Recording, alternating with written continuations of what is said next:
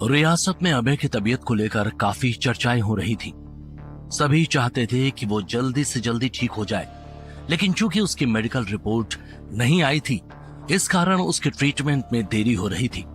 तेजस और शनाया अभय से मिलने के लिए अस्पताल गए, जहां पर तेजस ने एडवोकेट सिन्हा को कन्विंस कर लिया कि अभय के पहले के रिपोर्ट्स को देखा जा सकता है।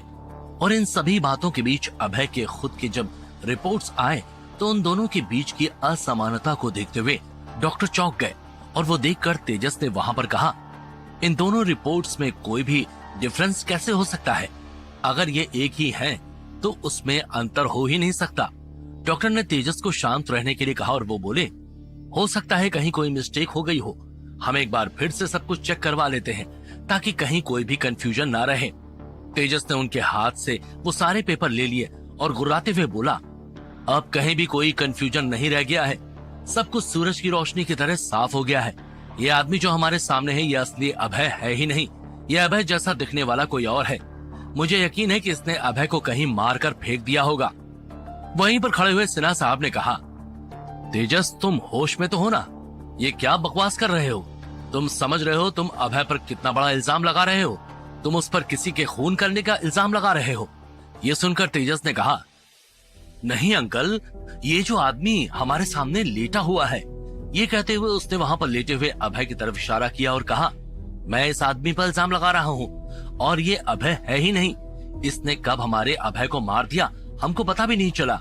ये यहाँ पर रियासत का वारिस बनकर बैठा हुआ है और मेरा भाई तो कब का मर गया होगा। ये आदमी यहाँ पर रहकर रियासत के सारी सुख सुविधाएं ले रहा है, जबकि मुझे तो ये भी नहीं मालूम कि मेरे भाई का असल में हुआ क्या होगा। ये सब कहते हुए तेजस बहुत ही गुस्से में दिखाई दे रहा था।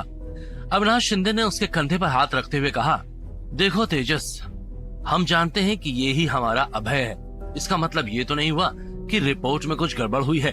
हम उसकी जांच कर लेंगे, लेकिन फिलहाल अभय की ट्रीटमेंट जरूरी है। ये ठीक हो गया तो हम इन सब बातों पर चर्चा भी कर लेंगे। लेकिन तेजस को तो जो मुद्दा चाहिए था वो उसको मिल गया था, इसीलिए वो अब शांत नहीं रहना चाहता था। वो सबको एक तरफ करता हुआ बोला, मैं किसी की भी कोई बात नहीं सुनने वाला। अब मुझे सच्चाई का पता लगाना है। मैं इस बात की तह तक जाए बगैर शांत नहीं रहूंगा। मैं इस बात को पिताजी के साथ डिस्कस करूंगा ताकि वो भी समझ सके कि वो जिस इंसान को मुझसे कंपेयर कर रहे थे वो तो कोई और ही था। अभय आंखें बंद किए हुए ये सब सुन रहा था। चूंकि लगातार बुखार आने के कारण उसको हल्की कमजोरी हो गई थी, वो अपने बेड का सहारा लेकर उठकर बैठने का प्रयत्न कर रहा था। तभी शनाया आगे आई और उसने उसको हाथ देकर हेल्प करने की कोशिश की, तो अभय ने उसको तीखी नजरों से देखा। वो एक झटके से पीछे हुई। अभय खुद ही प्रयत्न करके उठकर बैठा और बोला, तेजस अगर कह रहा है कि मेरी रिपोर्ट्स में कोई प्रॉब्लम है तो वाकई संभव है कि ऐसा कुछ हो सकता है, लेकिन मैं इतना जानता हूँ कि मैं बचपन से रियासत के महल में ही पला बड़ा हूँ। अब इस बात के डिटेल्स तो पिताजी ही हमको दे सकते हैं। ये सुनकर तेजस ने गुस्से में कहा, तुम उनको अपने पिताजी मत कहो, तुम न जाने कौन हो और कहां से आ गए हो। वहां पर खड़े डॉक्टर ने तेजस को शांत करते हुए कहा, आपको जो भी लगता है या आपके मन में जो भी बात है उससे हमको कोई लेना देना नहीं है। हम तो इतना जानते हैं कि हमारे पास मिस्टर सिंघानिया की रिपोर्ट्स हैं और हमको उसी के हिसाब से ट्रीटमेंट शुरू करनी होगी। आप सब लोग प्लीज यहाँ से बाहर जाइए। यहाँ पेशेंट के सामने इतना ज्यादा शोर करना सही नहीं होगा और आपके घरेलू मामले आप अपने घर पर ही सॉल्व करें तो बेहतर है। ये सही जगह नहीं है यहाँ पर सारी बातें करने की।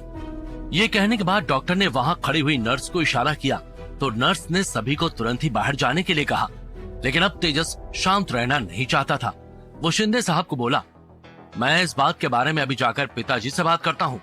ये कोई बहुत ही बड़ा षड्यंत्र है। ये आदमी कौन है इसका पता तो लगाना ही होगा ना। शिंदे साहब ने कहा, तेजस ये सब तुम सही कह रहे हो, लेकिन थोड़ा शांत रहो, क्योंकि एक तो ये अस्पताल है और दूसरा इसका फैसला तुम नहीं कर सकते। इन बातों के लिए तुम्हारे पिताजी को ही आना होगा, उनको बात करनी होगी। ये कहने के बाद वो अपना फोन निकालकर उसमें कुछ मैसेज देखने लगे। तेजस को समझ आ गया था कि अब इनके सामने बात करने का कोई मतलब नहीं है। उसने शनाया को अपने पास बुलाया और बोला, तुमको कुछ भी अकल है या नहीं? जब मैं बात कर रहा था तब तुमको भी मेरा साथ देना चाहिए था ना, मेरी हाँ में हाँ मिलानी चाहिए थी ना। तुम क्या वहां पर बुत बनकर खड़ी थी? हैं? यूजलेस कहीं की। ये सुनकर शनाया ने कहा, हेलो, तुम मुझे कब अपने प्लान में शामिल कर रहे हो? तुम हमेशा एक ही बात कहते रहे हो कि मैं तुमको इन्फॉर्म कर रहा हूँ। मैं तुमको ये बता रहा हूँ इससे ज्यादा तुमने मुझे कभी कुछ कहा ही नहीं। फिर मैंने कुछ किया तो तुम कहोगे कि तुमको ही सबसे आगे आगे करना रहता है। साथ ही मेरे कारण अगर तुम्हारे प्लान में कुछ गड़बड़ हो गई तो उसका भी जिम्मेदार मुझे ही तुम दोगे। ये सुनकर तेजस ने उसकी बात को झटकते हुए कहा, हाँ ठीक है, तुम कुछ ना ही बोलो तो सही होगा। वैसे भी औरतें काम को बिगाड़ ही देती हैं। तुम्हारा काम है मेरे साथ रहना, बस तुम वही करती रहो। शनाया को यह सुनकर काफी गुस्सा आया, लेकिन उसने उस समय चुप रहना ही ठीक समझा। अस्पताल में अभय की ब्लड रिपोर्ट को लेकर काफी हंगामा मचा हुआ था। किसी को समझ नहीं आ रहा था कि एक ही इंसान की 2 रिपोर्ट्स कैसे हो सकती हैं। वहाँ पर जो डॉक्टर थे उन्होंने वहाँ के रेजिडेंट डॉक्टर से अभय का रैपिड ब्लड टेस्ट करने के लिए कहा और बोले, इसमें जो भी रिजल्ट आएगा हम उसी के साथ जाना चाहेंगे। वैसे भी हमको इस बात से कोई फर्क नहीं पड़ना चाहिए कि ये असली अभय है या नकली। हमारा फोकस तो पेशेंट के ठीक होने पर होना चाहिए। इन बातों के साथ ही पता चल गया कि अभय की अभी की ही रिपोर्ट ही सही है और उसके हिसाब से ही उसका इलाज होना चाहिए। उसके ब्लड सैंपल में इन्फेक्शन डिटेक्ट हो गया था, इसके कारण उसका बुखार नहीं उतर रहा था। डॉक्टर ने वो रिपोर्ट देखकर कहा, अब ये बहुत जल्द ही ठीक हो जाएंगे। वहीं महल में शिप्रा को जब इन बातों के बारे में मालूम पड़ा तो वो हैरान होती हुई बोली, ये क्या पागलपन है, ऐसा कैसे हो सकता है? ये सारी बातें पूरी तरह से बेबुनियाद है। मेरा अभय ही इस रियासत का वारिस है। मैं ऐसे किसी भी ब्लड रिपोर्ट को नहीं मानती। ये सब किसी की चाल है। तभी वहाँ पर बैठी हुई मिसेस खन्ना ने उसकी बात पर मिर्च मसाला लगाते हुए कहा, तुम क्या कह रही हो? वो लड़का तो पहले से ही चालू लग रहा था। मुझे तो लग ही रहा था कि कोई खानदानी रईस इस तरह से सिंपल जिंदगी कैसे गुजार सकता है। वो कितनी आसानी से हम लोगों के साथ रह रहा था। कोई बड़ा रईस ऐसा कर ही नहीं सकता था। मुझे तो तभी लगा था कि दाल में कुछ काला है। शिप्रा ने उनको डपटते हुए कहा, मॉम आप बिना कुछ भी कहती हो। आपको क्या लगता है आप ये सब कहोगे तो मैं मान जाऊंगी? मेरा अभय ही सच्चा है। ये सब सुनकर मिसेस खन्ना ने कहा, तुम्हारी आंखों पर तो प्यार का पर्दा पड़ा हुआ है। मुझे तो पहले से यकीन था कि वो कोई गरीब घर का लड़का होगा जो इतनी शान शौकत देखकर यहाँ आ गया और ना जाने उसने असली अभय को कहाँ गायब कर दिया है। शिप्रा रुआसी हुई बोली, ऐसी बात नहीं है मॉम, ये कोई बहुत बड़ी साजिश है जिसके कारण ये सब हो रहा है। कम से कम आप तो मेरा और अभय का साथ दीजिए मॉम। तभी वहाँ पर विराट ने आते हुए कहा, शिप्रा वैसे मॉम की बात में दम तो है। अभय हमारे घर पर 4 साल रहा। सोचो अगर वो इतनी बड़ी रियासत का मालिक होता तो क्या वो इस तरह से हमारे घर में एक छोटे से कमरे में रह पाता? तुम उसके साथ रहती भी नहीं थी, लेकिन उसने कभी भी इस बात पर कोई भी ऐतराज नहीं जताया क्योंकि वो असली अभय था ही नहीं। ये सुनकर शिप्रा ने कहा, तुम लोग जो भी कहना चाहो कह सकते हो, लेकिन इतना याद रखो कि ये जो इल्जाम लग रहे हैं वो सिर्फ अभय पर ही नहीं, उसकी माँ यानी रमा पर भी लग रहे हैं। क्योंकि अगर अभय बचपन से यहीं पर है मतलब उसकी माँ ने ही उसको यहाँ पर लाया था। और इस बात का सीधा साधा मतलब यही निकलता है कि उन्होंने ही असली अभय को या तो कहीं छुपा दिया है या फिर गायब कर दिया है। और मुझे ऐसा बिल्कुल भी नहीं लगता। रमा माँ कभी कोई गलत काम कर ही नहीं सकती। मिसेस खन्ना ने इस बात पर मुंह बनाते हुए कहा, बड़े घरों के राज भी बड़े होते हैं। हम जैसे मिडिल क्लास लोगों के पास तो कुछ भी छुपाने के लिए नहीं होता है, इसलिए हम लोग तो ऐसे ही अपनी जिंदगी गुजार देते हैं। असल में बड़े लोगों की जिंदगी में एक नहीं कई गहरे राज हो सकते हैं। शिप्रा ने आवाज ऊंची करते हुए कहा, मॉम आप संभल कर बात करिए। आप समझ नहीं रही कि आप किसके बारे में बात कर रही हैं। अगर यहाँ किसी को इस बारे में मालूम पड़ा तो यहाँ आपका रहना कठिन हो जाएगा। रमा माँ को यहाँ पर लोग बहुत आदर के साथ याद करते हैं। मिसेस खन्ना ने अपने हाथ ऊंचे करते हुए कहा, लोग अपने पाप को छुपाने के लिए कुछ भी कर सकते हैं। उनका क्या जाता है? उनके पति के पास इतना पैसा था, वो बस अपने हिसाब से उसको दूसरों पर खर्च कर रही थी। उनको क्या फर्क पड़ता, उनका तो नाम हो रहा था ना। ये सुनकर शिप्रा वहां से पैर पटकती हुई चली गई। वो जानती थी कि उनकी मॉम को किसी भी बात के लिए कन्विंस करना मतलब उल्टे घड़े में पानी भरने जैसा है, जिसका कोई भी परिणाम निकलने की संभावना नहीं थी। वहीं तेजस अब तक घर आ चुका था। वो सीधा अपने पिताजी के स्टडी रूम की तरफ जाने लगा तो रवि ने उसको रोकते हुए कहा, तेजस इस समय उनसे मिलने के लिए मत जाओ, वो काफी ज्यादा गुस्से में हैं। उनको डॉक्टर का फोन आ चुका है, वो भी रिपोर्ट के बारे में पूछ रहे थे। वो इस समय काफी परेशान है, तुम कोई और बात मत करो। तेजस ने तैश में आते हुए कहा, ऐसे कैसे बात ना करो अंकल, मेरी जिंदगी खराब हो रही है। मैं किसी ऐसे इंसान को अपना भाई समझ रहा हूँ जो कोई पराया इंसान है। मैं कैसे इस बात को स्वीकार कर सकता हूँ? ये तो हो ही नहीं सकता ना। और पिताजी ने उसको रियासत का वारिस बना दिया है, जबकि उसकी औकात ही खाना बनाने वाले की है। सास और साले के तलवे चाटना उसकी फितरत में है। ऐसा इंसान इतनी बड़ी प्रॉपर्टी का मालिक बन गया है। इस बात को तो मैं क्या, दुनिया में कोई भी बर्दाश्त नहीं कर सकता है अंकल। रवि ने उसका हाथ पकड़कर उसको एक तरफ ले जाते हुए कहा, हाँ मैं तुम्हारी बात समझ रहा हूँ, लेकिन क्या तुम एक बात को समझ रहे हो? अगर अभय पर कोई भी इल्जाम लगता है तो सीधे वो रमा मैडम पर लगेगा ना। तुमको थोड़ा पेशेंस रखना होगा। ये बात इतनी साधारण नहीं है। अभय को ठीक हो जाने दो, फिर इस मुद्दे को सुलझा सकते हैं।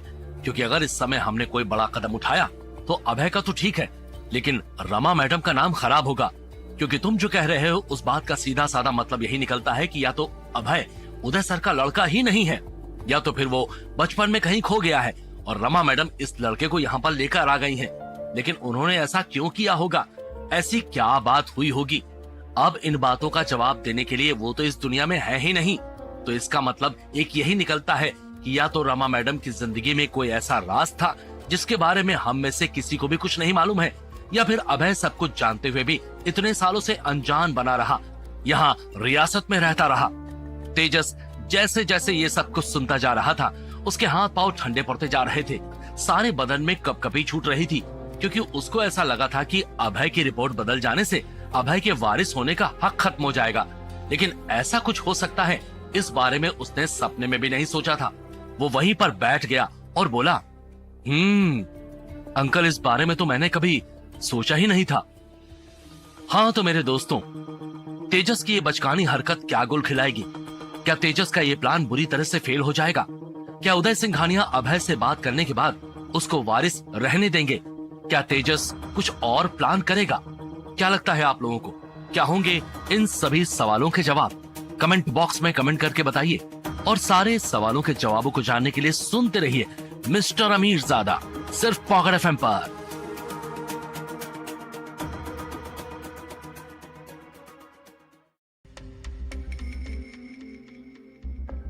तेजस अभय को अस्पताल में मिलने के लिए गया, जहां पर उसने सिन्हा साहब को कन्विंस कर लिया था कि अभय की पुरानी रिपोर्ट्स जो कि एमडी के केबिन में रखी हुई है उसको देखा जाए, क्योंकि उनके अनुसार ही अभय का ट्रीटमेंट किया जा सकता था। इन्हीं बातों के चलते दिल्ली से अभय की रिपोर्ट्स भी आ चुकी थी। उसमें उसका ब्लड ग्रुप अलग था। इस कारण तेजस ने अभय पर इल्जाम लगाया कि असली अभय कोई और है और जो रियासत में रह रहा है वो कोई और। लेकिन अब तेजस का दांव उस पर उल्टा पड़ रहा था, क्योंकि अगर अभय झूठा साबित होगा तो उसके साथ ही रमा भी झूठी साबित हो जाएगी। जब रवि ने तेजस को ये बात समझाई तो उसके पैरों तले जमीन सरक गई। वो मन ही मन बोला, इस बात के बारे में तो मैंने कभी सोचा भी नहीं था, और बड़ी माँ पर तो कभी कोई इल्जाम लगा ही नहीं सकता, और अगर कोई इल्जाम लगे भी तो वो उसको बर्दाश्त नहीं कर सकता। रवि ने तेजस से कहा, तुम कहाँ खो गए हो? ये सुनकर तेजस ने बात बनाते हुए कहा, नहीं कुछ खास बात नहीं, मैं बड़ी माँ पर तो इल्जाम लगाने के बारे में कभी सोच ही नहीं सकता हूँ अंकल। लेकिन एक बात है कि मैं अब अभय पर बिल्कुल भी यकीन नहीं कर सकता, क्योंकि उसका ब्लड ग्रुप भी अलग आया है। रवि ने कहा, तेजस इस समय तुमको शांत रहने की जरूरत है, और इस समय मैं तुमको उदय सर से मिलने नहीं दे सकता। उन्होंने कहा है कि वो इस समय किसी से मतलब यानी किसी से भी नहीं मिलना चाहते। ये सुनकर तेजस ने कहा, बस इन्हीं कारणों की वजह से मेरा कोई बस नहीं चलता। जब घर वाले ही मुझे कोई इज्जत नहीं देते तो बाहर के लोग कहाँ से इज्जत देंगे?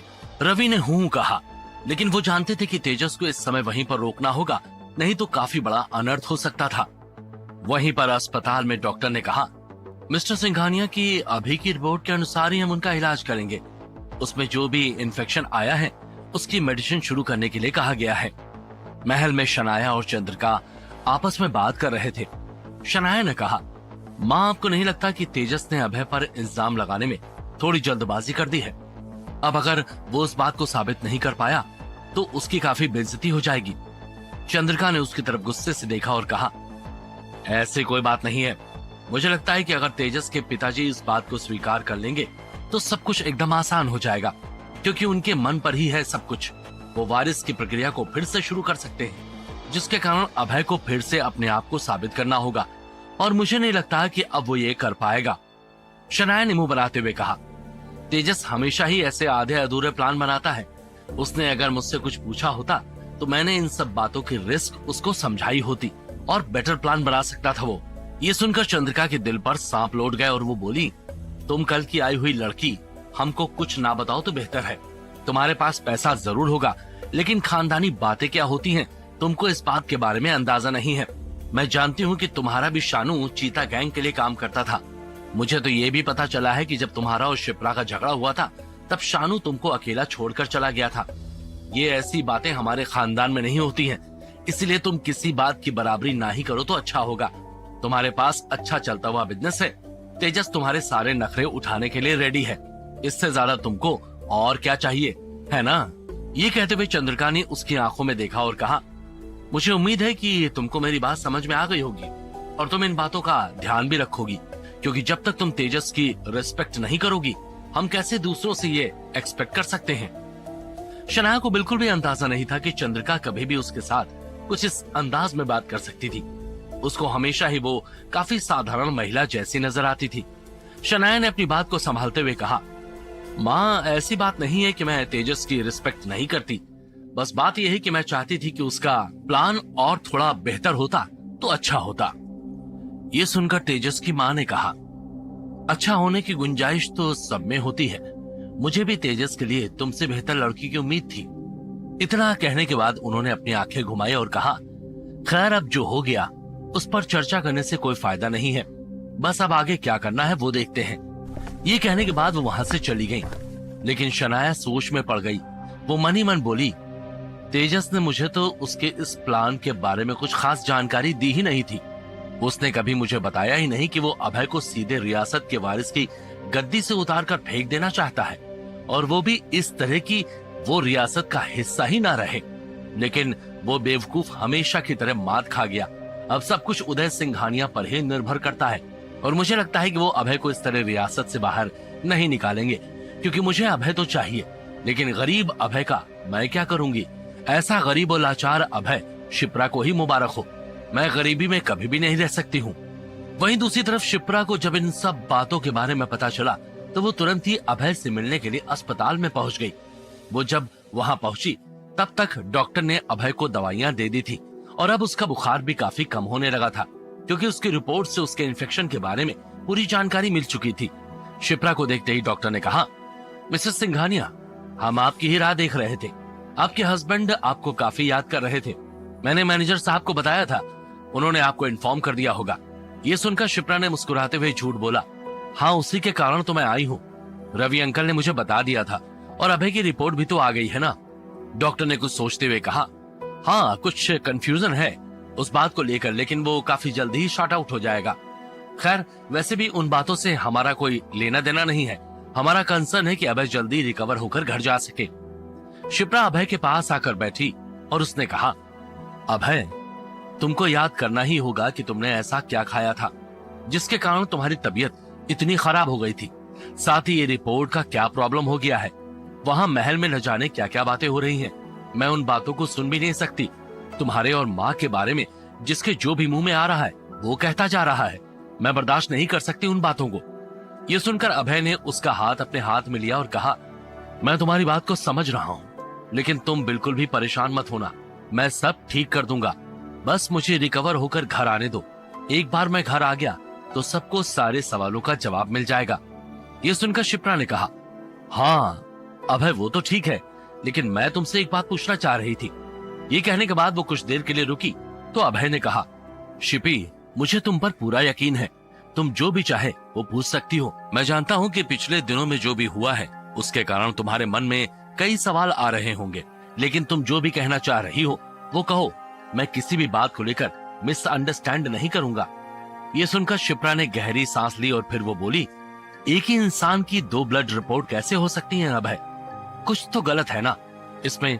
और जहां तक मैं जानती हूँ ये एक ही इंसान कर सकता है, और वो है। शिप्रा आगे कुछ कहती उसके पहले ही अभय ने उसके मुंह पर हाथ रखा और कहा, शिपी, रुक जाओ, आगे कुछ भी मत कहो। मैं जानता हूँ तुम किसका नाम लेने वाली हो, लेकिन वो नाम तुम्हारी जबान पर आए उसके पहले मैं कुछ कहना चाहता हूँ। मैं पहले सबूत इकट्ठा कर लेता हूँ, फिर ही उस इंसान का नाम मैं भी लूंगा। तब तक शक की बुनियाद पर ना तुम किसी को कुछ कहोगी और ना मैं किसी को कुछ कहूंगा।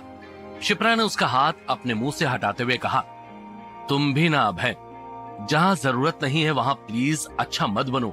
तुम जानते हो ये सब किसकी हरकत है। शिप्रा ने, वो तो सही समय पर इलाज हो गया, वरना मालूम नहीं क्या अनर्थ हो गया होता। अभय ने मुस्कुराते हुए कहा, कुछ भी अनर्थ नहीं हुआ होता, क्योंकि ये जिसने भी किया है वो मुझे मारना चाहते ही नहीं थे। अगर उनको मुझे मारना होता तो किसी और तरीके से काम किया होता। उनका इरादा कुछ और था, इसीलिए ये सब किया गया है। शिप्रा अभय की तरफ देखती हुई बोली, तुम्हारी बात तो सही है अभय, लेकिन ये साजिश बहुत ही बड़ी है। इसका पर्दाफाश करने में मैं तुम्हारा साथ दूंगी। हम दोनों ही इसमें अब साथ रहेंगे। अभय ने उसके हाथों पर किस करते हुए कहा, मैं जानता हूँ कि तुम मेरे साथ हो और हमेशा ही रहोगी, लेकिन मेरी जान, ये लड़ाई मेरी है और मुझे अकेले ही इसको लड़ना होगा और जीतना भी होगा।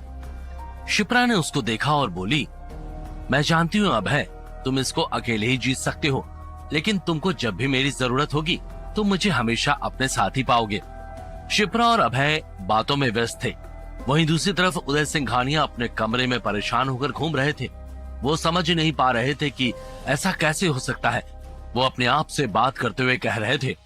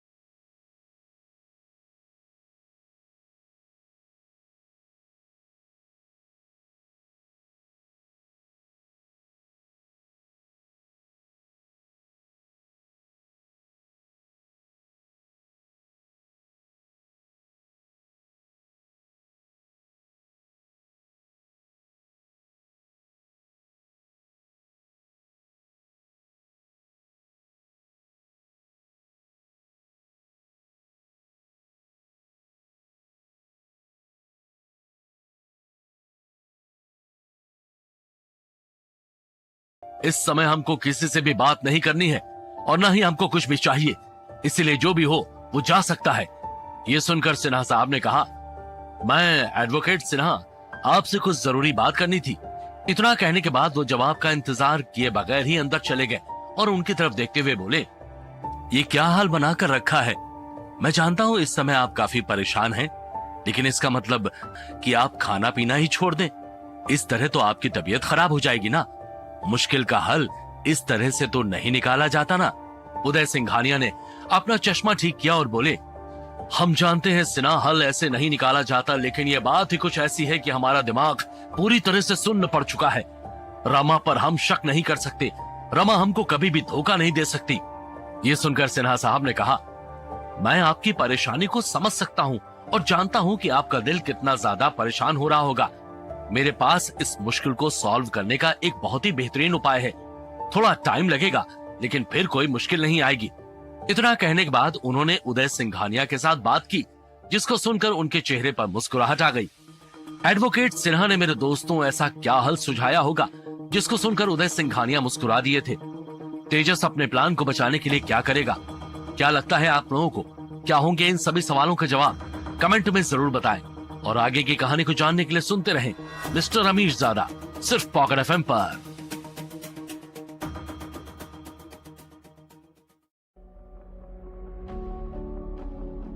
तेजस को जब इस बात का पता चला कि उसकी चाल उस पर उल्टी पड़ सकती है तो वो काफी परेशान हो गया था। उसको लगा कि कुछ तो ऐसा करना पड़ेगा जिसके कारण वो अभय पर इल्जाम लगा सके, साथ ही वो खुद भी वारिस बन सके। अभय ने शिप्रा से कहा कि जब तक वो सबूत हासिल नहीं कर लेगा वो किसी पर भी इल्जाम नहीं लगाएगा।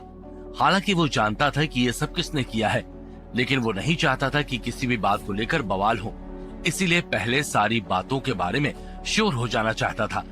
उदय सिंघानिया अपनी स्टडी में थे और आगे क्या करना है इस विषय में सोच ही रहे थे कि तभी वहां पर एडवोकेट सिन्हा आए और उन्होंने उनसे कहा कि उनके पास एक बहुत ही आसान उपाय है सारी बातों को सुलझाने का। उदय सिंघानिया ने क्यूरियस होते हुए कहा, हम जानते थे कि आपके पास कुछ न कुछ सोल्यूशन जरूर होगा। हमको जब भी कुछ मुश्किल होती है तो आप हमेशा ही उम्मीद की रोशनी लेकर आते हैं। पहले भी जब ऐसा हुआ था तब आपके ही कारण हम सही तरीके से सोच सके थे। ये सुनकर एडवोकेट सिन्हा ने कहा, अरे ऐसी बात नहीं है, असल में आपके मन में सब कुछ पहले से ही क्लियर रहता है, लेकिन जब आप वो किसी और के मुंह से सुन लेते हैं तो आप कंफर्म हो जाते हैं और डिसीजन लेने में आपको आसानी हो जाती है। बस इतनी सी बात है। ये सुनकर उदय सिंघानिया ने मुस्कुराते हुए कहा,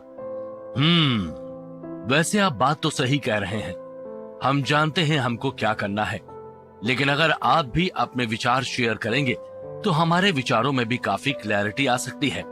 सिन्हा साहब अपनी जगह से उठे और उस बड़े से कमरे में एक चक्कर लगाया और फिर वहां पर लगी हुई रमा की फोटो के पास जाते हुए बोले, हम जानते हैं कि ये सारे सवाल इसी बात के कारण आ रहे हैं कि कहीं रमा मैडम ने तो आपसे कोई बात छुपाई नहीं है ना, कहीं ऐसा तो नहीं कि किसी डर के कारण आपसे वो कुछ कह ना पाई हो, या फिर ये बच्चा अभय ना हो। यही बातें हैं जो आपको परेशान कर रही हैं। आप जानते हैं कि रमा मैडम कभी भी झूठ नहीं बोलती थी और साथ ही वो गलत हो ये तो हो ही नहीं सकता। उन्होंने अगर कुछ गलत किया तो वो खुलकर उससे स्वीकार भी करती थी। इसीलिए आपके मन में काफी सारे सवाल होना बहुत ही स्वाभाविक है, और अब रमा मैडम इस दुनिया में है ही नहीं तो इन सवालों के जवाब मिल पाना भी संभव नहीं है। उदय सिंघानिया ने उनकी हाँ में हाँ मिलाते हुए कहा, आप एकदम सही कह रहे हैं, हम काफी ज्यादा कंफ्यूज्ड हो गए हैं। साथ ही घर में शादी है और ये नया बखेड़ा खड़ा हो गया है। आप जानते हैं हम इन सब बातों से दूर रहना चाहते हैं। बिजनेस भी अपने बच्चों को सौंप कर हम विदेश जाना चाह रहे थे, लेकिन एक के बाद एक कुछ ऐसा हो रहा है कि हम न कहीं जा पा रहे हैं और न ही यहाँ पर सब कुछ ठीक हो पा रहा है। हम किसी को बता भी नहीं पा रहे हैं, लेकिन अब हमको काफी ज्यादा थकान हो रही है और साथ ही ना चाहते हुए भी रमा का ख्याल बार बार हमारे मन में आ रहा है। ये सुनकर सिन्हा साहब ने सवालिया नजरों से देखते हुए कहा, मैं समझ नहीं पा रहा हूँ कि आप कहना क्या चाह रहे हैं, कहीं आप उन पर शक तो नहीं कर रहे हैं। उदय सिंघानिया ने कहा, नहीं ऐसी बात नहीं है, लेकिन दो लोग एक जैसे तो हो नहीं सकते ना। साथ ही हमने कभी बताया नहीं, लेकिन जब अभय छोटे थे तब रमा उनको लेकर अपने मायके जाया करती थी। एक बार तो ऐसा हुआ जब अभय घर आए तो हम उनको पहचान ही नहीं पाए और रमा ने कहा, ऐसा क्यों कर रहे हैं, ये हमारा अभय ही तो है। उस बच्चे ने आगे होकर हमारे पैर छुए और हमको पिताजी कहा तो हम सारी बातें भूल गए, लेकिन अब ऐसा लगता है कि कहीं उसी समय तो असली अभय की जगह कोई और तो नहीं आ गया था। सिन्हा साहब ने झेपते हुए कहा, अच्छा है ये सारी बातें चार दीवारी के अंदर हो रही हैं, वरना अगर आपके मुंह से कोई ये सुन लेगा तो उसका परिणाम कितना भयानक हो सकता है उसका अंदाजा भी नहीं लगाया जा सकता है। ये सुनकर उदय सिंघानिया ने गहरी सोच के साथ कहा, बस इसी कारण हम बाहर किसी से भी मिलना टाल रहे हैं। अगर हमारे चेहरे के भाव से किसी ने कुछ अंदाजा लगा लिया या फिर किसी ने कुछ ऐसा कह दिया कि आपका क्या विचार है तो हम खुलकर कुछ कह भी नहीं पाएंगे। सिन्हा साहब ने जब ये सब सुना तो वो काफी डिसअपॉइंटेड हो गए। जो अब तक उनके मन में आया भी नहीं था उसके बारे में उदय सिंघानिया सोच भी रहे थे और बात भी कर रहे थे। ये सुनकर एडवोकेट सिन्हा को काफी बुरा लग रहा था, लेकिन उन्होंने खुलकर अपना विरोध जताया नहीं और कहा, आपके मन में अगर ये सारे सवाल आ रहे हैं तो उनका जवाब ढूंढना भी जरूरी है, वरना एक बार शक का कीड़ा दिमाग में लग गया तो फिर लाइफ बहुत मुश्किल हो जाती है। हालांकि सिन्हा साहब को ऐसा लगा था कि जब वो ऐसी कुछ बात करेंगे तो उदय सिंघानिया कहेंगे कि उनको रमा और अभय पर पूरा विश्वास है, लेकिन जब उन्होंने ऐसा कुछ भी नहीं कहा तो सिन्हा साहब ने अपनी बात को आगे बढ़ाते हुए कहा, अगर अब हमको रमा मैडम और अभय की सच्चाई पता करनी है तो उसका बस एक ही तरीका है। इतना कहने के बाद उन्होंने उदय सिंघानिया के साथ डिटेल में बात की। वहीं दूसरी तरफ चंद्रिका, तेजस और शनाया की शादी की तैयारियों में काफी व्यस्त हो गई थी। चूंकि घर का सारा मैनेजमेंट का काम शिप्रा देखती थी, इसीलिए चंद्रिका शिप्रा के कमरे में गई तो वो अभय से मिलने जाने के लिए रेडी हो रही थी। उसको देखकर वो बोली, हाँ माँ कहिए, कुछ बात थी क्या? चूंकि अभय ने शिप्रा से कहा था कि बगैर पक्के सबूत के किसी पर भी कोई इल्जाम नहीं लगाना चाहिए, इसीलिए शिप्रा के लिए जरूरी था कि वो सभी के साथ एकदम नॉर्मल टोन में बात करे। चंद्रिका ने उसको कहा, हाँ जरूरी बात तो है, इसीलिए मैं यहाँ पर आई हूँ ना। ये सुनकर शिप्रा सोफे पर बैठती हुई बोली, हाँ कहिए ना, मुझे मालूम है कि आप तेजस और शनाया की शादी के बारे में ही मुझसे बात करने के लिए आई हैं। वैसे मैं आपको बता दूं, मैंने भी काफी सारी प्रिपरेशन कर ली है। आप जानती हो ना, मैंने अपने कई शेफ्स को इंटरनेशनल फूड सीखने के लिए भेज भी दिया है। बस वो सारी डिश हम तेजस की शादी में बनवा सकते हैं, एकदम हट के मेन्यू प्लान करेंगे। ये सुनकर चंद्रिका ने कहा, कहीं ऐसा ना हो कि हट के चक्कर में सब कुछ इतना अलग हो जाए कि लोग खा ही ना पाए। इसलिए तुमने जो भी प्लान किया हो वो मुझे बताना, मैं खुद सब चेक करूंगी। शिप्रा ने उनके सामने अपना डिजिटल पैड रखा और कहा, ये देखिए माँ, मुझे यकीन है कि आपको भी ये सब अच्छा लगेगा। चंद्रिका ने वो सब देखा और फिर शनाया को वहाँ पर बुलाया। कुछ ही देर में जब वो वहाँ पर आई तो उसने भी शिप्रा की बनाई हुई लिस्ट देखी और बोली, ये क्या अजीब मेन्यू है, इसमें तो मेरी पसंद का कुछ भी नहीं है। ये तो कोई बहुत ही नौसीखे का बनाया हुआ प्लान लग रहा है। इस तरह तो कोई भी मेरी शादी से खुश नहीं रहेगा। चंद्रिका ने उसकी तरफ देखते हुए कहा, लोग शादी की रस्मों को उतना याद नहीं रखते जितना कि खाने को याद रखते हैं, इसीलिए सब कुछ इस तरह से प्लान किया जाना चाहिए कि सब लोग उंगलियां चाटते रह जाएं। शिप्रा ने कोशिश करते हुए कहा, मैंने जो फूड लिस्ट बनाई है आप फिर से एक बार देख लीजिए, ये सब अपने शेफ काफी अच्छा बना लेते हैं। चंद्रिका ने आंखें दिखाते हुए कहा, अब तुम मुझे बताओगी कि यहाँ पर कौन क्या अच्छा बनाता है? जब तुम पैदा भी नहीं हुई थी तब से मैं यहाँ पर रह रही हूँ, इसीलिए तुम मुझे कुछ ना ही सिखाओ तो बेहतर होगा, और तुम अपने अधिकारों का गलत प्रयोग करने की कोशिश मत करो। मैं जानती हूँ कि तुम्हारे पास चाबियां हैं, लेकिन अब अगर अभय वारिस नहीं रहेगा तो तुम्हारा भी किसी पर हक जताने का कोई सवाल पैदा नहीं होता। उम्मीद है कि तुम इस बात को ठीक से समझ जाओगी। शिप्रा ने बहुत ही कंसर्न अंदाज में कहा, माँ लेकिन अधिकारों का और शादी की खुशी का एक दूसरे से क्या लेना देना? शादी का काम तो मैं अपनी खुशी से कर रही हूँ। मैं अपने घर में होने वाले इस शुभ कार्य में काफी खुश हूँ, इसीलिए सब कर रही हूँ।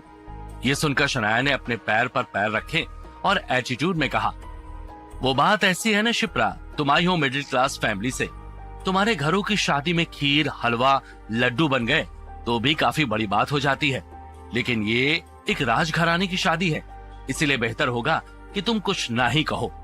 शिप्रा को ये सब कुछ सुनकर बहुत गुस्सा आ रहा था, उसका खून खौल रहा था, लेकिन वो एक बात जानती थी कि इस समय अगर उसने कुछ भी कहा तो सारी बातें उसके खिलाफ हो जाएंगी।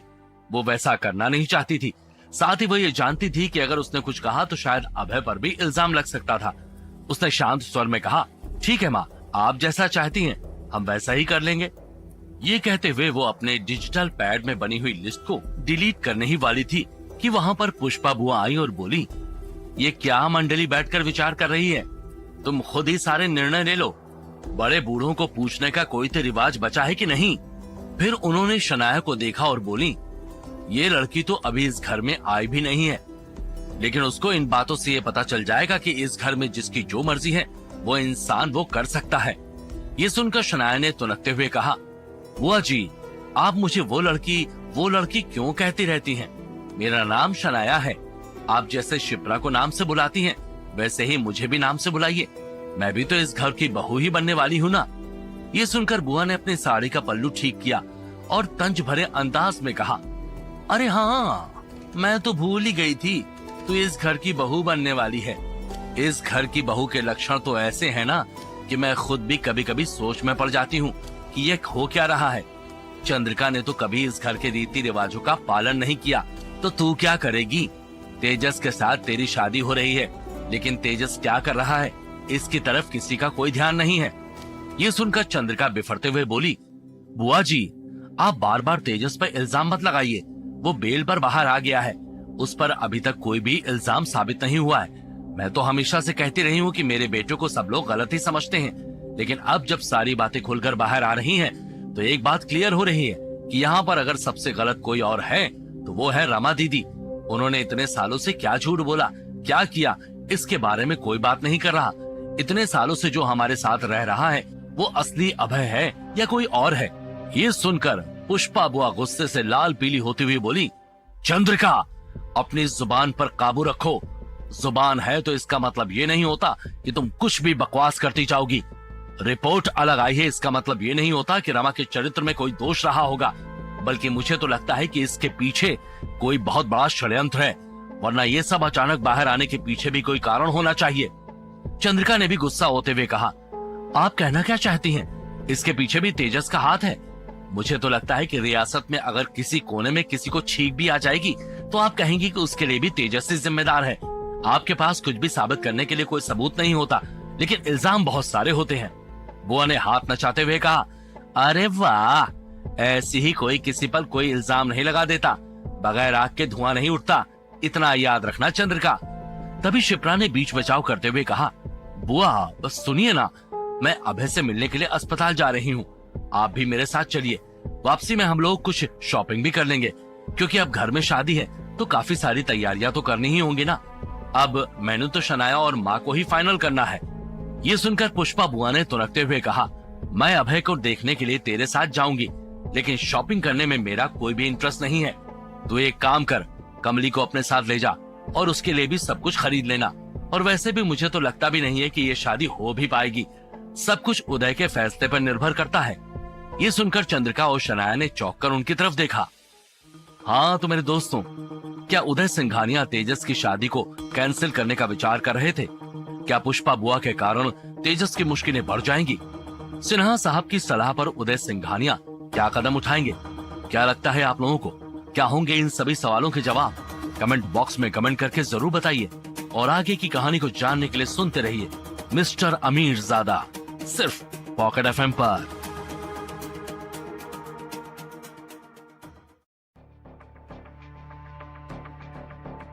एडवोकेट सिन्हा और उदय सिंघानिया ने जब आपस में बात की तो उन्होंने उदय सिंघानिया को उनकी प्रॉब्लम को सॉल्व करने का एक तरीका बताया, जिसको सुनकर वो काफी खुश हो गए।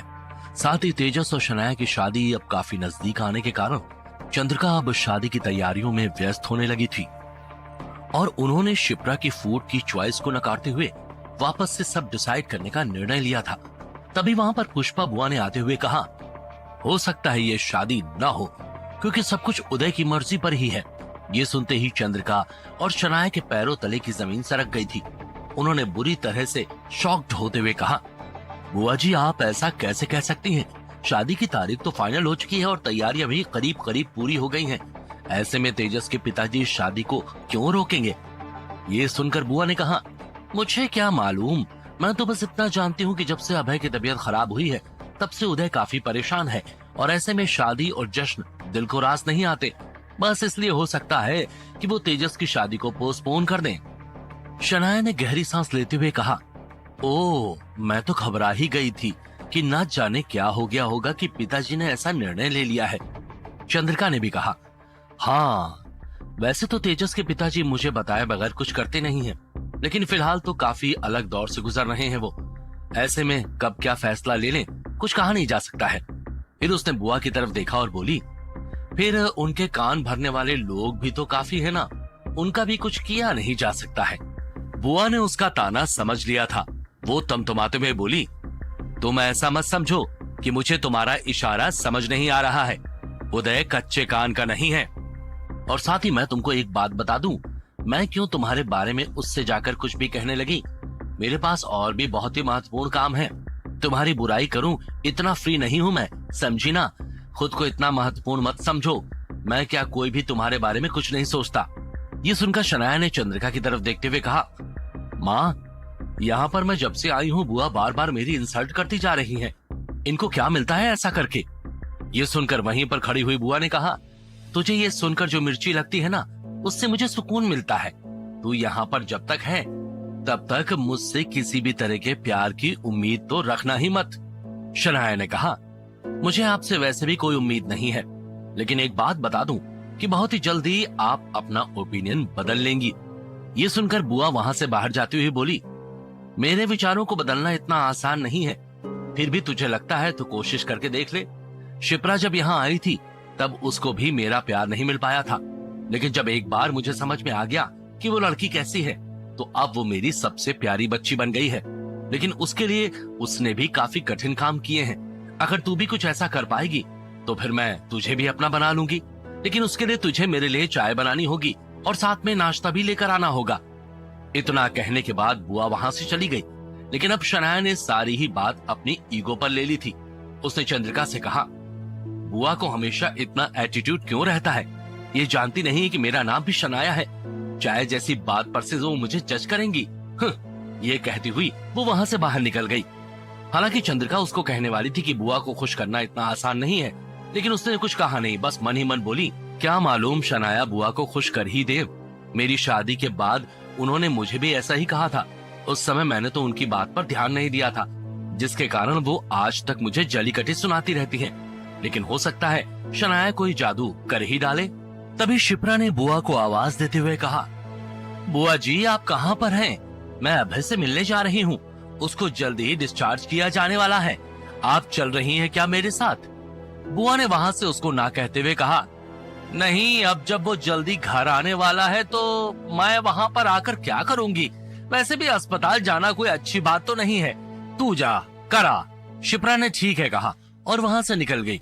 वहीं शनाया बुआ के लिए चाय बनाने को किचन में पहुंच गई थी।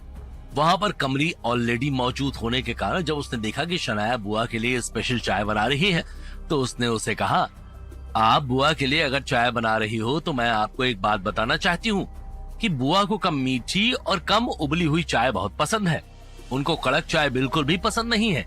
शनाया ने खुश होते हुए कहा, ओह अच्छा ऐसा है क्या? मैं तो उनके लिए मीठी और कड़क चाय ही बनाने वाली थी, लेकिन अब तुमने मुझे बता दिया है तो मैं ध्यान रखूंगी। कमली ने इतराते हुए कहा, हाँ इस बात का ध्यान रखना कि ये बात किसी से भी मत कहना कि मैंने तुमको ये बात बताई है। तुम इस बात का ध्यान रखना, ठीक है? और हाँ, बुआ ने नाश्ता भी मंगवाया होगा तो उनके लिए ब्रेड भी लेकर जाना। खारी और टोस्ट लेकर जाओगी तो वो काफी गुस्सा हो जाएंगी। शनाया ने जब ये सुना तो खुश होती हुई बोली, बुआ को खुश करना तो कितना आसान है, वो खुद भी कितना एटीट्यूड रखती हैं। मालूम नहीं उनको ऐसा क्यों लगता है कि वो मतलब कोई बहुत बड़ी बात है, लेकिन वो मैं भी शनाया हूँ, चुटकियों में प्रॉब्लम को सॉल्व कर सकती हूँ। मेरा इम्प्रेशन हमेशा ही ऐसा रहता है कि लोग आकर मेरी मदद कर देते हैं। अब ये कमली ने मुझे बता दिया, मेरा काम कितना आसान हो गया।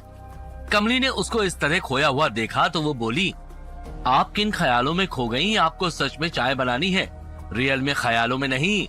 ये सुनकर शनाया ने कहा, हाँ, वो तो मैं 5 मिनट में कर लूंगी। कमली वहाँ से मुस्कुराती हुई निकल गई। वो मन ही मन बोल रही थी, बड़ी आई बुआ को खुश करने वाली, अब मैंने जैसे बताया है ये वैसा ही करेगी और फिर जो ड्रामा होगा वो देखने में बड़ा मजा आएगा। ये सोचते हुए वो वहाँ से निकल गई। वहीं दूसरी तरफ शनाया ने कम उबली हुई और फीकी चाय बनाई और बहुत ही कॉन्फिडेंस के साथ वो बुआ के पास गई। उसने ब्रेड पर अच्छे से बटर लगाया था ताकि वो बुआ देखते ही उसे खुश हो जाए। बुआ उनके कमरे में जॉब करती हुई बैठी थी। कमली उनके पास ही बैठकर उनके पैर दबा रही थी। शनाया वहाँ पर गई और उनके सामने बैठकर उनके हाथ में चाय का बड़ा सा मग देते हुए बोली, बुआ आपकी और मेरी चाय की पसंद एकदम एक जैसी है, मुझे भी बिल्कुल ऐसी ही चाय पसंद है। ये सुनकर बुआ ने मुस्कुराते हुए चाय का मग लिया और चाय की खुशबू ली और फिर शनाया से बोली, तू ऐसी चाय पीती है क्या, कम उबली हुई? ये कहते हुए उन्होंने एक सिप लिया और आगे बोली, कम मीठी? शनाया खुश होती हुई बोली, हाँ बुआ, मीठी चाय पीकर क्यों फालतू में सेहत खराब करना, और चाय को जबरदस्ती उबालने से क्या होगा, अननेसेसरी वो कड़वी हो सकती है। मुझे तो ऐसे लोग भी पसंद नहीं जो मीठी चाय पीते हैं। ये कहते हुए उसने बुआ के सामने ब्रेड बटर रखा और प्यार से बोली, मैंने एक्स्ट्रा बटर लगाया है आपके लिए। ये सुनकर बुआ ने शांत आवाज में कमली से कहा, तू उठ यहां से। कमली ने कहा, क्या बात है बुआ? बुआ ने अपना हाथ दिखाकर उसको समझाते हुए कहा, तू रुक, मैं तुझे बाद में बताती हूँ। फिर उन्होंने शनाया की तरफ देखा और बोली, तू कमली की जगह बैठ और मेरे पैर दबा। शनाया वहां पर बैठी और बोली, मैंने कहा था ना, मैं आपको बहुत ही आसानी से खुश कर दूंगी। मैं जानती थी कि आपको क्या पसंद होगा। ये कहते हुए उन्होंने कमली की तरफ देखा और हल्के से मुस्कुरा दी। वो बुआ के पास बैठी और उनके पैर दबाते हुए बोली, आप कहिए बुआ, मुझे क्या इनाम देंगी? मैंने आपको आसानी से खुश कर दिया है। बुआ ने वो मग कमली के हाथ में दिया और बोली, ये चाय बाथरूम में फेंक दे और जाकर मेरे लिए कड़क मीठी चाय बना कर ला। ये शनाया तो गर्म पानी लेकर आ गई है। जिस लड़की को चाय भी नहीं बनानी आती, वो लड़की इस घर की बहू बनने वाली है। इससे बुरी बात और क्या हो सकती है? ये कहने के बाद उन्होंने ब्रेड उठाते हुए कहा, इस ब्रेड पर तू कितना भी बटर लगा ले, लेकिन याद रखना, तू मुझे बटर नहीं लगा सकती। मैंने पहले ही कहा था कि मुझे खुश करना आसान नहीं है, लेकिन तुझे ही बड़ा विश्वास था। लेकिन मैं तुझे बता दूं कि तुझसे कभी कुछ नहीं हो पाएगा, समझी? शनाया ने यह सब सुना और गुस्से से कमली की तरफ देखा तो उसने कंधे उचकाए और चाय का मग लेकर बाथरूम की तरफ चली गई। शनाया ने बुआ की तरफ देखते हुए कहा, मुझे कमली ने बताया था कि आपके लिए यही चाय बनानी है, इसलिए मैंने ये किया। और उसने कमली की तरफ गुस्से से देखते हुए कहा, मुझे नहीं मालूम था कि काम वाली भी इतनी बड़ी जुबान रखती है। मैं तो इस लड़की को मासूम समझ रही थी, लेकिन ये तो बहुत ही चालू निकली। मेरा बस चले तो इसको इसी समय यहाँ से निकाल दूं। मुझे गलत बात बता रही थी। इसकी हिम्मत तो देखो, खुद को समझती क्या है? बड़ी आई बुआ की चमची। ये सुनते ही बुआ ने आवाज ऊंची करते हुए कहा, खबरदार, कमली को कुछ भी कहा तो वो मेरे साथ है, और जो मेरे साथ रहता है उसको किसी ने कुछ भी कहा तो फिर याद रखना मुझे पसंद नहीं है। इसीलिए अपनी जुबान को काबू में रखो। और एक बात याद रखना, यहाँ पर रहना है तो अपने आप को और अपनी जुबान को काबू में रखना सीखो। तुम होगी दिल्ली की बहुत बड़ी बिजनेस वुमेन, लेकिन यहाँ पर सिंघानिया खानदान की बहू ही बनकर रहना होगा, समझी क्या? अगर जमता है तो रहो, वरना दिल्ली का टिकट कटवा लो अपना। शनाया ने मुंह बनाते हुए कहा, मैं किसी से हारने के लिए यहाँ पर नहीं आई हूँ। ये कहने के बाद वो पैर पटकते हुए वहां से चली गई। उसको जाते हुए देखकर बुआ ने मुंह बनाते हुए कहा, बड़ी आई, खुद को तो कुछ आता नहीं है, चली है सिंघानिया खानदान की बहू बनने। वहीं दूसरी तरफ सिन्हा साहब ने उदय सिंघानिया से बात कर ली थी। उसके बाद उदय सिंघानिया ने वहां के अस्पताल में वहां के एमडी को फोन किया और कहा, हम कुछ ही समय में अस्पताल आ रहे हैं। हम चाहते हैं कि आपके स्टाफ के लोग भी वहां पर उपस्थित हों। ये सुन के वहां के ऑफिसर ने कहा, हाँ सर, आप आ जाइए। वैसे भी अभय को जल्द ही डिस्चार्ज मिलने वाला है, तो अगर आप आ जाएंगे तो और भी जल्दी काम हो सकता है। ये सुनकर उदय सिंघानिया ने कहा, ठीक है, हम आ रहे हैं। हमारे साथ रवि भी होंगे और साथ ही एडवोकेट सिन्हा भी आएंगे। कुछ खास काम करना है। ये सुनकर वहां के मेडिकल ऑफिसर ने कहा, हाँ ठीक है सर, आप आ जाइए। ये सुनकर उदय सिंघानिया ने कहा, वो तो ठीक है, लेकिन हमने दिल्ली से एक्सपर्ट की टीम को बुलाया है। वो लोग अपने कुछ इक्विपमेंट्स के साथ यहाँ आने वाले हैं, ताकि हमको जल्दी रिजल्ट मिल जाए। ये सुनकर उस डॉक्टर ने कहा, ऐसे क्या टेस्ट करवाना चाहते हैं आप? अपने अस्पताल में सारी सुविधाएं मौजूद हैं। उसके लिए हमको दिल्ली से स्पेशलिस्ट बुलाने की क्या जरूरत है? कोई जरूरत नहीं है, हम सारी ट्रीटमेंट कर सकते हैं। ये सुनकर उदय सिंघानिया ने कहा, हाँ, हमको यकीन है कि आप लोग सब कुछ कर सकते हैं, लेकिन इतना होते हुए भी आपको अभय के ब्लड सैंपल दिल्ली भेजने ही पड़े थे ना? ये सुनकर उस डॉक्टर ने कहा, हाँ, क्योंकि वो एडवांस टेस्ट थे जो हमारे यहाँ पर हो पाना संभव नहीं है। उदय सिंघानिया ने मुस्कुराते हुए कहा, बस यही बात है, हम यही कहना चाह रहे हैं। कुछ ऐसा टेस्ट है जो यहाँ नहीं हो सकता, इसीलिए हमने दिल्ली से डॉक्टर को आने के लिए कहा है। ये सुनकर उस डॉक्टर ने कहा, हाँ सर, आप जो कह रहे हैं उस बात से मैं सहमत हूँ। कुछ टेस्ट यहाँ नहीं हो सकते हैं, लेकिन अगर आप हमें बता दें कि आप क्या करवाना चाहते हैं तो हम भी आपको कुछ बता सकते हैं, क्योंकि अगर आप अभय से जुड़े हुए किसी भी टेस्ट की बात कर रहे हैं तो वो अपने यहाँ संभव ही नहीं है। उसके लिए करोड़ों की मशीन लगती है जो हमारे यहाँ पर उपलब्ध नहीं है। ऐसा नहीं है सर कि हम वो ले नहीं सकते, लेकिन अब इतना इंटेंस टेस्ट यहाँ करने की जरूरत भी नहीं पड़ती है। बस यहाँ पर इतनी एडवांस मशीन लाने का कोई उपयोग नहीं है। ये सुनकर उदय सिंघानिया ने फोन रखा और मन ही मन बोले, मतलब हमको इस डावाडोल मानसिक स्थिति में कुछ और दिन रहना ही होगा। फिर वो रमा की फोटो की तरफ देखते हुए बोले, रमा, ये क्या कर दिया आपने? अभय कौन है? कम से कम कुछ तो बताया होता। ये कहने के बाद वो अपना सर पकड़कर बैठ गए। हाँ तो मेरे दोस्तों, क्या उदय सिंघानिया अभय को अपना बेटा मानने से इनकार कर देंगे? क्या होगा जब अभय डिस्चार्ज होकर वापस घर आएगा? क्या लगता है आप लोगों को? क्या होंगे इन सभी सवालों के जवाब? कमेंट बॉक्स में कमेंट करके जरूर बताइए। और आगे की कहानी को जानने के लिए सुनते रहिए मिस्टर अमीर ज़ादा, सिर्फ पॉकेट एफएम पर।